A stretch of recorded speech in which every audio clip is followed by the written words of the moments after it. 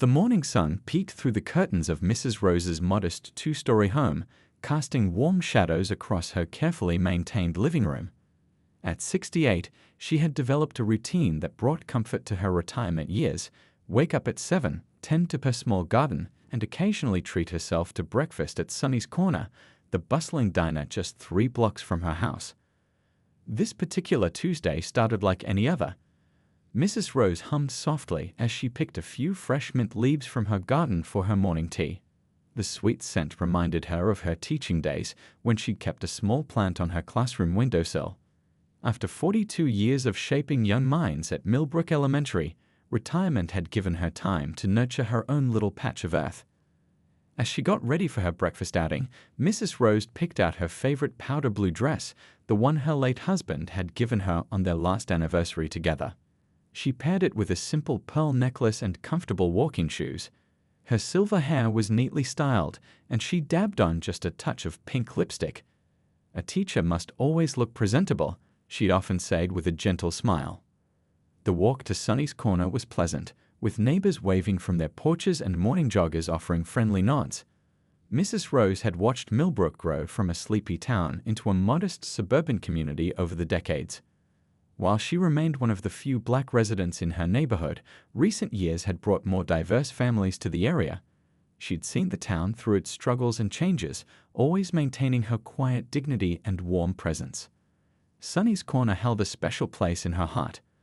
The bell above the door chimed as she entered, bringing back memories of morning visits with her husband and weekend brunches with her son before he moved away to pursue his law career. The familiar scent of coffee and freshly baked biscuits filled the air, mixing with the sizzling sounds from the busy kitchen. The diner was half full, mostly with the usual morning crowd: Mr. Chen from the hardware store drinking his usual black coffee, a group of nurses finishing their night shift over plates of pancakes, and a few unfamiliar faces scattered among the regulars. The yellow walls glowed in the morning light, and the old jukebox in the corner quietly played classic tunes that had been popular when Mrs. Rose first moved to town. Finding her favorite spot, a cozy booth near the window with a view of the town square, Mrs. Rose settled in, placing her warm leather handbag beside her. She could see the old courthouse where her son now worked, its American flag gently waving in the morning breeze. The thought of her boy, now the county's district attorney, brought a proud smile to her face. A new waitress approached her table, notepad in hand. Mrs. Rose hadn't seen her before, which wasn't unusual as the diner had been hiring more staff recently. What was unusual was the subtle shift in the young woman's expression as she neared the table, a barely concealed look of disdain that Mrs. Rose had grown unfortunately familiar with over her lifetime. Still, Mrs. Rose maintained her warm demeanor. Years of teaching had taught her that kindness often had a way of bridging even the widest gaps. She smoothed her napkin across her lap and prepared to order her usual 2 eggs over easy, wheat toast, and a cup of coffee with just a splash of cream. Little did she know that this ordinary Tuesday morning was about to become anything but regular, and her simple breakfast order would set in motion events that would shake their small community to its core. The gentle morning light continued to stream through the diner's windows, catching the dust motes in its beam. As destiny quietly unfolded in Sonny's Corner, the new waitress stood at Mrs. Rose's table, her pen tapping impatiently against the notepad. Behind her practiced customer service smile, there was something cold in her eyes that made the morning air feel just a bit chillier. Mrs. Rose had seen that look before. It was the same one she'd encountered decades ago when she first started teaching in Millbrook, when some parents weren't sure about having their children in her classroom. "What can I get you?" the waitress asked, her words clipped and short, like she was trying to minimize their interaction. Her name tag read Lynn, though she positioned it at an angle that almost made it unreadable. Mrs. Rose maintained her gentle smile, the one that had won over countless skeptical parents and troubled students over the years. "Good morning, dear. I'll have 2 eggs over easy, wheat toast, and coffee with just a splash of cream, please." Her voice carried the warmth of someone who'd spent a lifetime nurturing others. Lynn scribbled the order without looking up, then turned sharply and walked away without another word. From behind the counter, another waitress watched the interaction with growing concern. Rita had been working at Sonny's Corner for just 6 months, but she'd quickly become known for her kind heart and careful attention to detail. As Rita restocked the napkin dispensers, she couldn't help but notice Lynn's behavior in the kitchen. The new waitress stood at the coffee station, glancing around furtively before turning her back to the security camera. Rita's stomach turned as she watched Lynn lean over Mrs. Rose's coffee cup, her action hidden from most angles but unmistakable to anyone paying attention. The moment stretched like molasses, slow and sticky with dread. Rita's hands trembled as she folded napkins, her mind racing. She'd just started this job, and it was helping her put herself through community college. Speaking up could jeopardize everything, but staying silent? That wasn't really an option, not with what she'd just witnessed. In the dining room, Mrs. Rose sat peacefully unaware, watching the morning traffic pass by her window. She'd taken out her small notebook, a habit from her teaching days, and was writing down ideas for her community garden project. The senior center had finally approved her proposal to start a vegetable garden, and she was determined to make it a success. Lynn emerged from the kitchen with Mrs. Rose's coffee, placing it down without a word. The cup clinked sharply against the saucer, some of the liquid sloshing over the edge. Mrs. Rose looked up with a gentle "Thank you, dear," but Lynn was already walking away, a subtle smirk playing at the corners of her mouth. Meanwhile, Rita's conscience was waging a war with her fear. She'd grown up watching her own grandmother face similar treatment, and the memory of her grandmother's quiet dignity in the face of such behavior had shaped Rita's character. Now, standing in this diner with knowledge of what Lynn had done, Rita felt her grandmother's strength flowing through her. The breakfast rush was picking up, with the usual crowd of office workers starting to filter in. The clatter of plates and murmur of conversations filled the air, but Rita could hardly focus on her other tables. She watched as Lynn returned to the kitchen to pick up Mrs. Rose's breakfast plate, disappearing briefly behind the swinging doors. What happened next would later be captured in crystal clear detail by the kitchen's security cameras, though in the moment, only Rita's watchful eyes caught it. Lynn, thinking herself unobserved, took Mrs. Rose's plate to a corner of the kitchen. The act itself was quick, but its malice would send ripples through the entire community. Rita's hands shook as she grabbed her phone from her apron pocket. Mr. Wilson, the restaurant manager, had given all the staff his personal number for emergencies. Was this an emergency? Rita looked at Mrs. Rose, still sitting peacefully in her booth, unaware of the hatred being served alongside her breakfast, and knew she couldn't wait another moment. The text message was simple: "Mr. Wilson, please check the kitchen cameras right now. It's urgent." Rita watched as Mr. Wilson, sitting in his small office near the kitchen, picked up his phone. His expression changed from confusion to concern as he pulled up the security feed on his computer. In the dining room, Lynn was already approaching Mrs. Rose's table with the contaminated food, that same satisfied smirk playing across her face. She had no idea that her actions had been witnessed, no clue about the storm that was about to break. She couldn't have known that Mrs. Rose, this elegant woman she'd chosen to disrespect, had raised a son who now served as the county's district attorney, or that her simple act of hatred was about to change not just her own life, but the entire community's perspective on such behavior. The breakfast plates clinked against the table as Lynn set them down, the sound echoing like a gavel falling in an empty courtroom. Justice was about to be served, though not in the way anyone might have expected on this ordinary Tuesday morning at Sonny's Corner. Mr. Wilson's fingers flew across his keyboard as he rewound the security footage, his face growing darker with each frame. 20 years of running Sonny's Corner had brought its share of challenges, but nothing like this. Through the office window, he could see Mrs. Rose carefully arranging her napkin, completely unaware of what was about to unfold.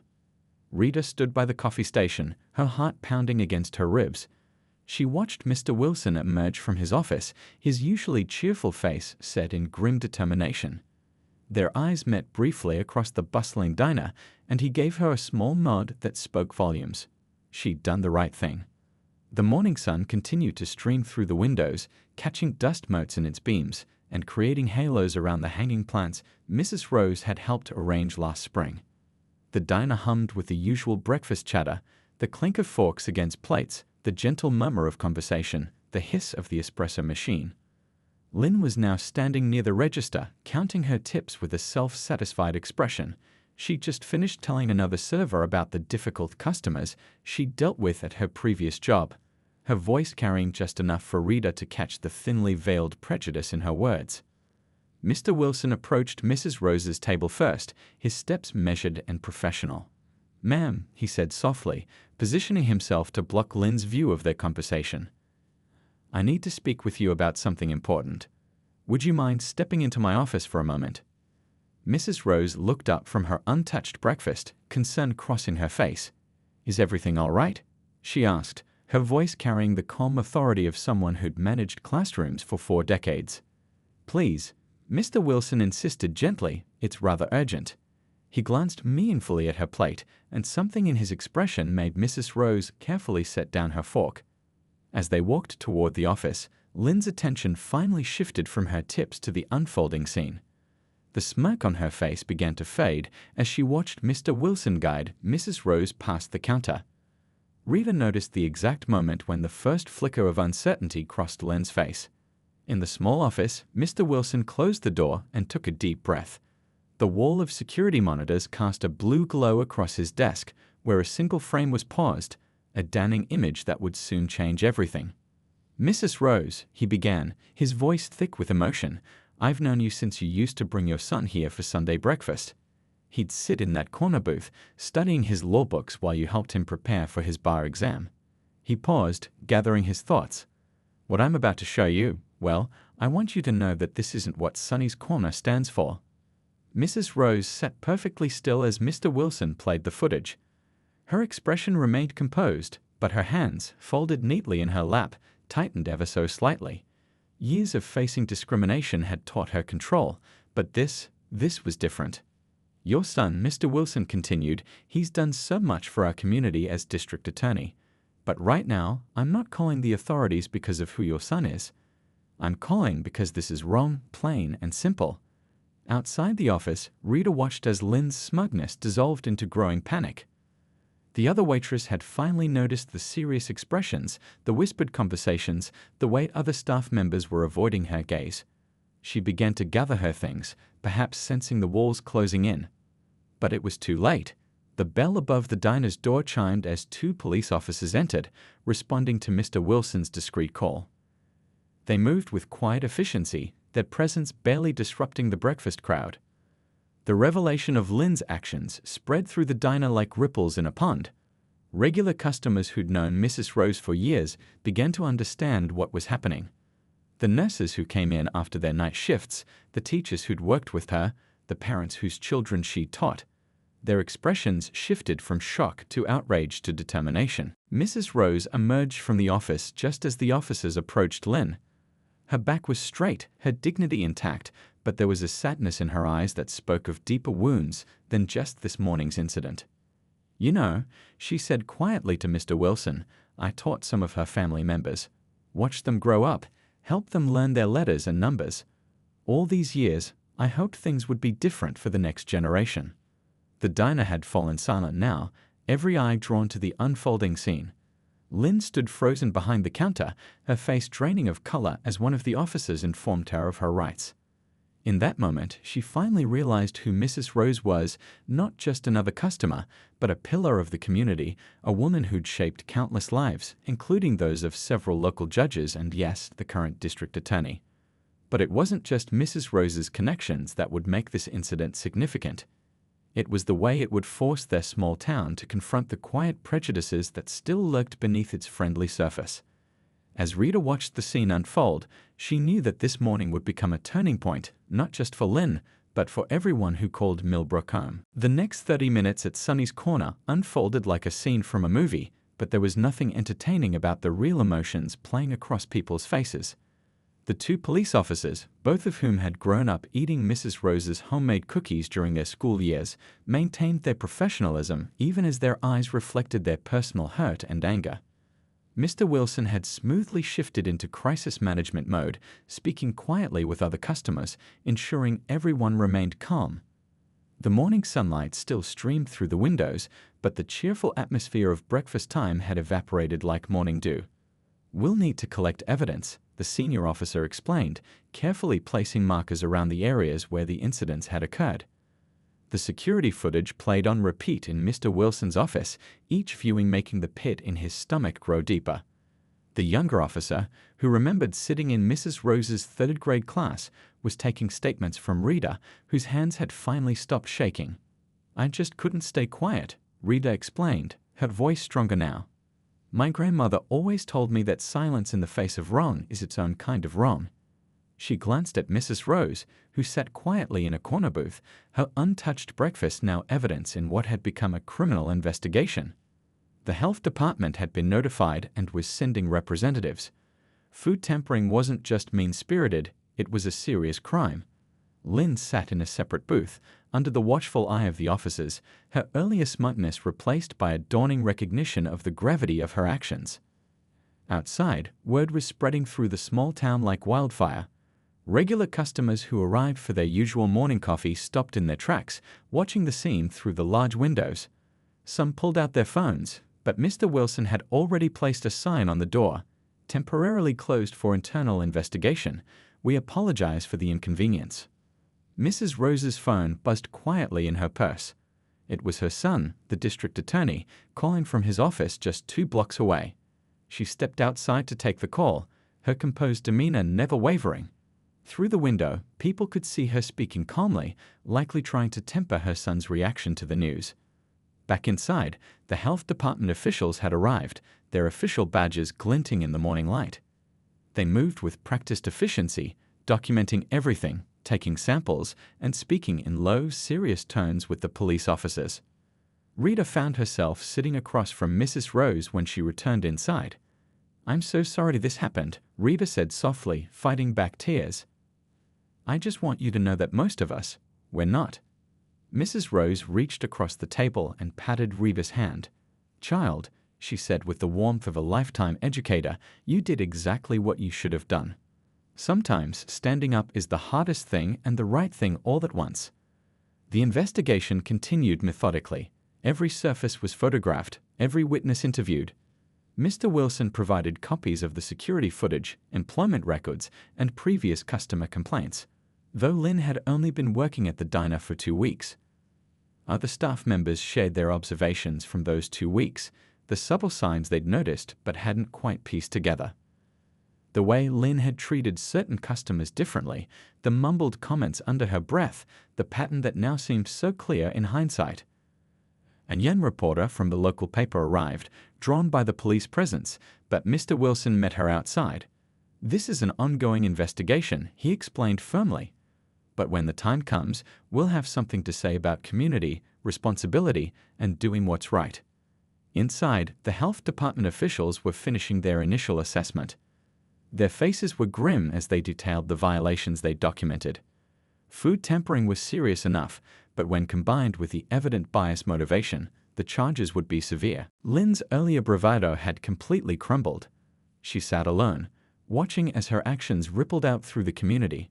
The other servers who'd worked with her kept their distance, some crying quietly as they gave their statements to the police. Mrs. Rose stood by the window, looking out at the town she'd called home for over 4 decades. She'd taught hundreds of children in those years, watched them grow into adults, and now saw their own children in her former classroom.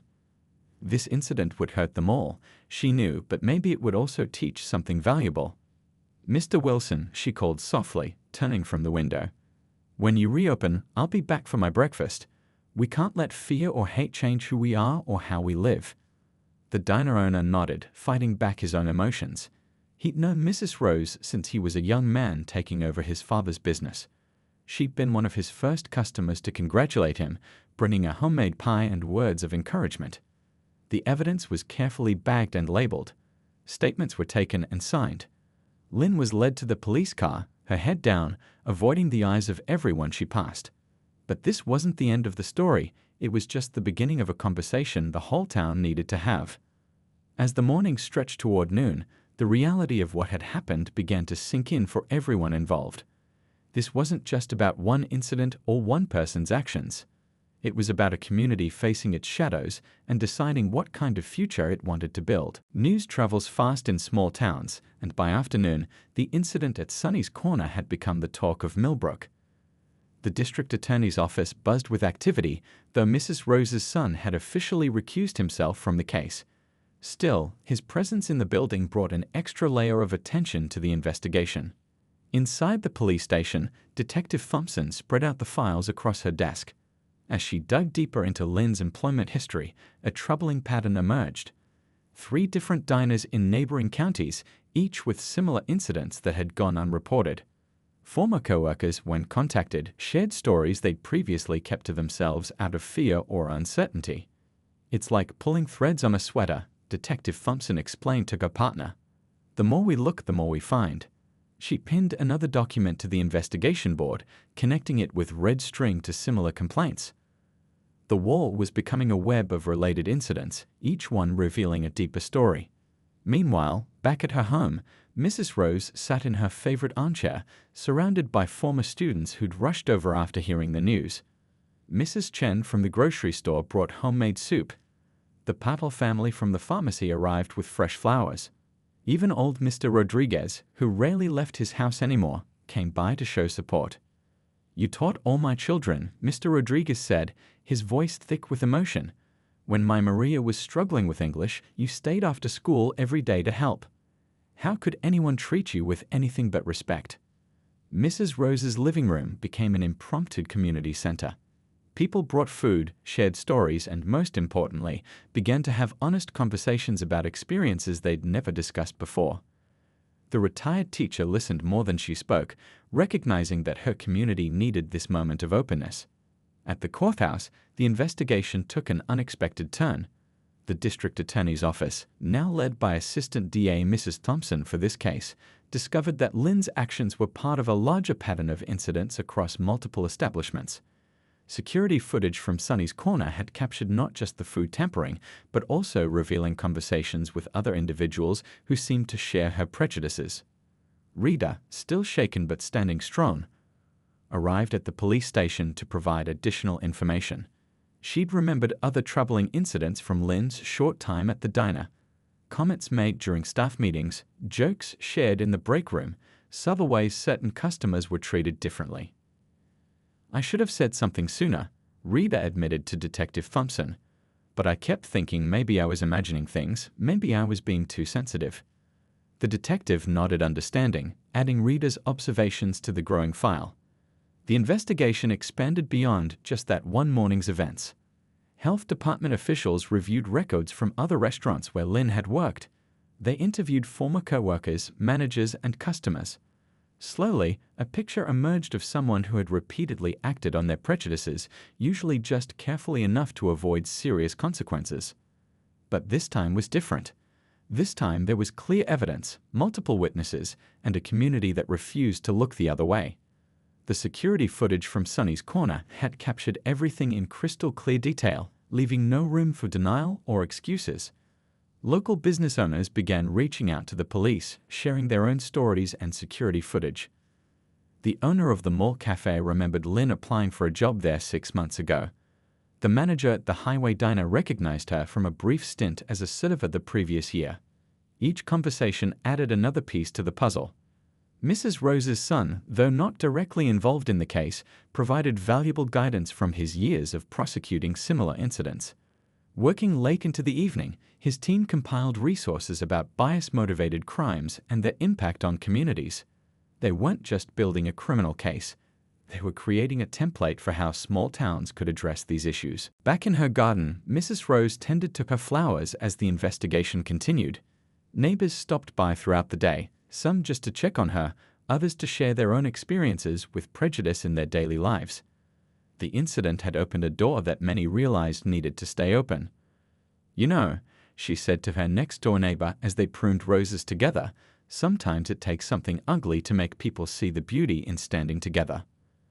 The local newspaper ran a thoughtful piece about the incident, carefully avoiding sensationalism while highlighting the broader issues it raised. The editor, a former student of Mrs. Rose, made sure the article focused not just on what happened, but on how the community responded. As evening fell, Detective Thompson sat at her desk reviewing security footage from other establishments. The case had grown beyond a single incident of food tampering. It had become an investigation into systemic behavior that had gone unchecked for too long. Each new piece of evidence reinforced the importance of speaking up, of not letting small acts of hatred go unchallenged. The investigation would continue for weeks, but its impact on Millbrook was immediate and lasting. Other businesses began reviewing their hiring practices and training procedures. Community leaders started organizing workshops on recognizing and addressing bias. What started as a horrible incident was transforming into a catalyst for change. Mrs. Rose's garden became a gathering place for these discussions, its peaceful atmosphere providing the perfect setting for difficult but necessary conversations. As she had done for decades in her classroom, she created a space where people felt safe to learn and grow. The town hall meeting was packed. Every seat was filled, and people lined the walls, standing shoulder to shoulder. The old building hadn't seen a crowd this size since the bicentennial celebration 5 years ago. But tonight wasn't about celebration, it was about confronting uncomfortable truths and finding a way forward. Mr. Wilson stood at the podium, his usual cheerful demeanor replaced by serious determination. Sonny's Corner has been serving this community for over 40 years, he began. What happened last week wasn't just an attack on one customer, it was an attack on everything we stand for as a community. In the front row, Mrs. Rose sat quietly, her presence a reminder of why they were all there.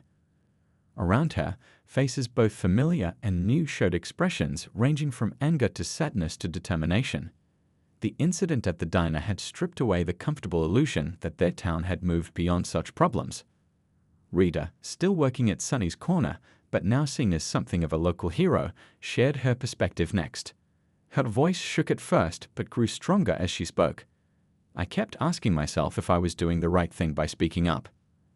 But then I remembered all the times people stayed quiet, all the times someone should have said something but didn't. I couldn't be one of those people, not anymore. The local high school principal stood up next. Our children are watching, she reminded everyone. They're learning from how we handle this moment. Are we going to pretend these things don't happen, or are we going to show them how to face difficult truths and work for real change? The meeting continued for hours. People lined up at the microphone, sharing stories they'd never told before. The elderly gentleman who'd been followed around stores. The young woman who'd been passed over for promotions. The family who'd received anonymous letters when they'd first moved to town. Each story added another piece to a picture many hadn't wanted to see. But this meeting wasn't just about sharing pain. People also came with ideas, with solutions, with commitments to do better. The owner of the hardware store announced mandatory sensitivity training for all employees. The Chamber of Commerce proposed a new committee focused on making all businesses more welcoming.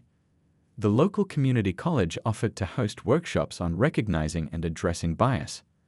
Mrs. Rose's former students, now adults with children of their own, spoke about the impact she'd had on their lives. How she'd taught them not just reading and math, but kindness and respect. How she'd handled difficult situations in her classroom with grace and wisdom that they only fully appreciated years later. I remember when Tommy Parker called me names in 3rd grade, one woman shared, her voice thick with emotion.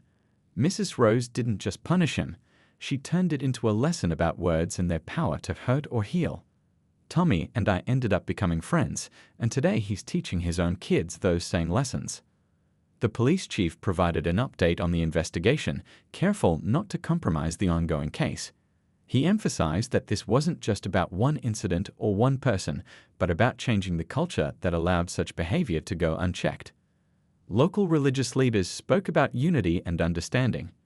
Business owners discussed practical steps they could take to ensure everyone felt welcome in their establishments. Young people proposed using social media to spread awareness and promote positive changes. As the evening wore on, the anger in the room gradually transformed into something more constructive. People formed groups to discuss specific initiatives. Sign-up sheets for various committees and training sessions circulated through the crowd. What had started as a response to one hateful act was becoming a movement for lasting change. Near the end of the meeting, Mrs. Rose finally rose to speak.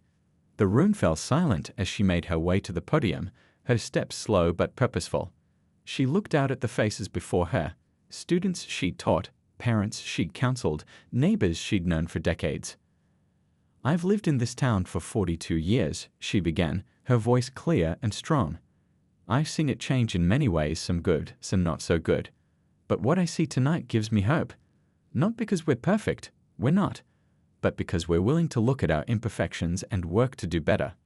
She paused, looking around the room. "In my classroom, I always taught that mistakes are opportunities to learn. Well, this is our opportunity, not just to punish one person's actions, but to examine our own hearts and make sure we're living up to the values we claim to believe in." The silence that followed her words was profound. Then, slowly, people began to stand. It wasn't planned or orchestrated, it just happened, a spontaneous show of respect and solidarity.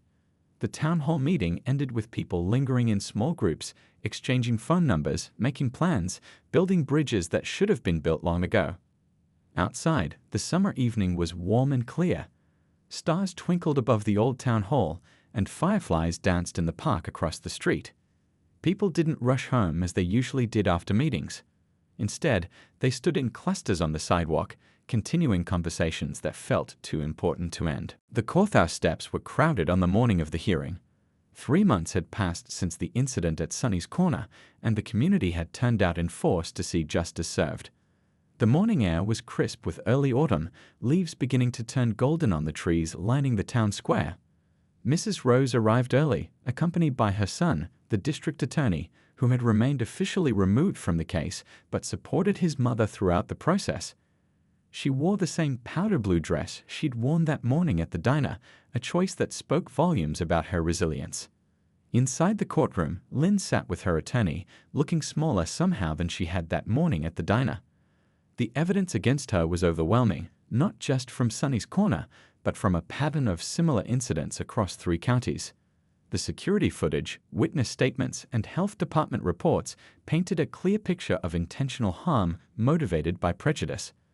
But when it came time for victims to speak, Mrs. Rose surprised everyone. She walked to the podium with quiet dignity and addressed not just the judge, but Lynn directly.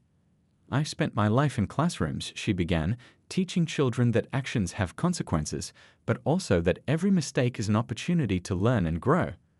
What happened that morning was wrong, not just legally wrong, but morally wrong. Yet here's what I believe. Punishing hatred with more hatred only creates more darkness in the world." The courtroom was silent as she continued. "I don't ask for leniency because what happened wasn't serious, it was. I ask for a sentence that includes not just punishment, but education. Not just consequences, but opportunities for change. Because if we want a better world, we have to be willing to build it, even with those who've hurt us." The judge, who had once been a student in Mrs. Rose's 4th grade class, listened intently. When it came time to pass sentence, she combined jail time with mandatory education programs and community service. Lynn would face consequences for her actions, but she would also have the opportunity to learn and change. Outside the courthouse, reporters gathered to cover the story. It had gained attention beyond their small town, becoming part of a larger conversation about confronting bias and building stronger communities. But the real story wasn't in the courtroom that day, it was in what had happened to the town over the past 3 months. Sonny's Corner had reopened 2 weeks after the incident, with new training programs for all staff and a commitment to being a model of inclusive business practices. The line on opening day stretched around the block as people came to show support and celebrate a fresh start. Rita had been promoted to assistant manager, her courage in speaking up recognized and rewarded. She'd also started taking business classes at the community college, with Mr. Wilson offering to mentor her in restaurant management. The town's business association had implemented new guidelines for handling discrimination complaints, with clear procedures and consequences. Workshop attendance was high, and businesses proudly displayed new certificates showing their commitment to serving everyone equally. In schools, teachers were incorporating lessons about respect and inclusion into their daily activities, inspired by Mrs. Rose's decades of teaching. The high school debate team had even won a regional competition with their presentation on building inclusive communities. Mrs. Rose's community garden project had flourished, becoming a gathering place where people from all backgrounds worked side by side, growing vegetables and relationships. The harvest was shared with local food banks, and cooking classes brought people together to share recipes and stories from different cultures. That evening, after the hearing, Mrs. Rose returned to Sonny's Corner. She sat in her usual booth by the window, ordered her usual breakfast for dinner, and watched the sunset paint the sky in shades of pink and gold. Rita brought her coffee, with just a splash of cream, and sat down across from her for a moment. "You know," Mrs. Rose said, stirring her coffee thoughtfully, "when I was a young teacher, someone wise told me that the true measure of a community isn't in how it acts when things are easy, but in how it responds when things are hard. Look at what our town has done with this hardship." Around them, the diner buzzed with the usual evening crowd. At one table, the high school football team sat with members of the debate club, planning a joint project on sportspersonship and respect. In another corner, the Interfaith Council held their weekly meeting, discussing ways to bring the community closer together. Mr. Wilson stopped by their table, proudly showing Mrs. Rose the latest review of the diner, not for their food, though that was still excellent, but for their role in helping transform the town's approach to inclusion and respect. As night fell over Millbrook, the diner's windows glowed warm and welcoming. Inside, people of all backgrounds shared meals and conversations, their differences enriching rather than dividing them.